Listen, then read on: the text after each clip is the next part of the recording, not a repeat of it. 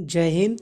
यह अंक संख्या 4 एक्सरसाइज नंबर 21 की स्पीच है जो 100 शब्द प्रति मिनट बोली जाएगी।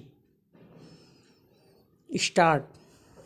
महोदय, भाषा मानव जीवन की सबसे बड़ी आवश्यकता है। यह भावनाओं को, विचारों को और मानवीय स्वभाव को प्रकट करने वाला महत्वपूर्ण माध्यम है।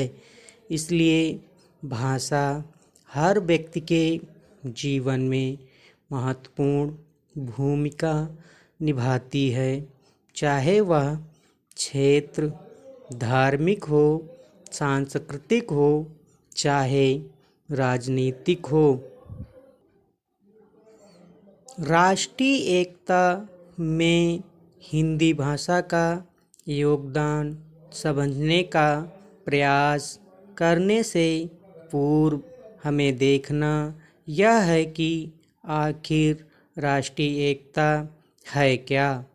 हर व्यक्ति के हृदय में देश की उन्नति की भावना होना, अलग अलग प्रांतों को जोड़े रखना और राष्ट्रीयता के आदर्शों का पालन करना ही राष्ट्रीय एकता है।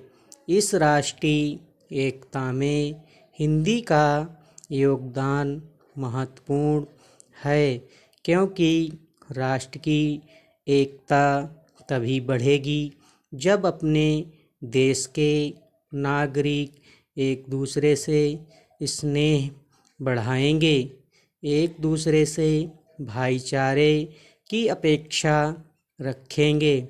इसलिए हर व्यक्ति को अपनी भावनाओं को व्यक्त करना ज़रूरी है और सिर्फ हिंदी भाषा ही इस ज़रूरत को पूरा कर सकती है, क्योंकि हिंदी आम जनता की भाषा है।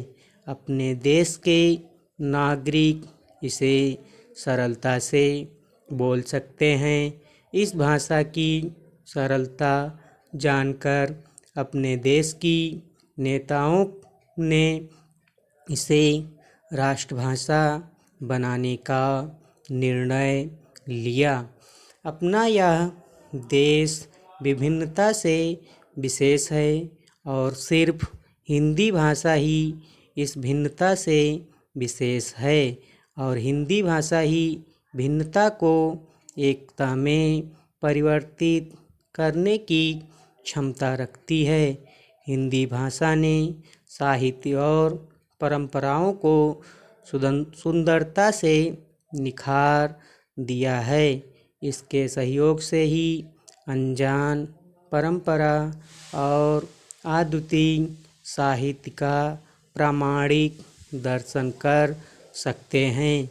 साहित्यिक क्षेत्र में हिंदी भाषा का योगदान एक अमूल्य देन है और इस देन को हमेशा बनाए रखने के लिए इसकी सुरक्षा बहुत ज़रूरी है। किसी भी देश की राष्ट्रभाषा ही उस देश की एकता को बांधे रखती है। इसलिए हर व्यक्ति के हृदय में राष्ट्रभाषा के प्रति आदर होना ज़रूरी है।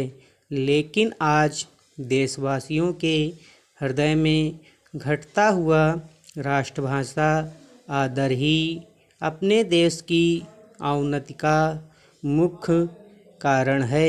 अंग्रेज़ों की गुलामी से तो हम आज़ाद हो गए, लेकिन उनकी भाषा की गुलामी में तो हम आज भी फंसे हुए हैं। अपने देश के हर क्षेत्र में अंग्रेजी को प्रथम स्थान और हिंदी को दूसरा स्थान दिया जाता है। इससे बढ़कर लज्जास्पद बात और क्या हो सकती है कि इस स्थिति को हम बदल नहीं पा रहे हैं।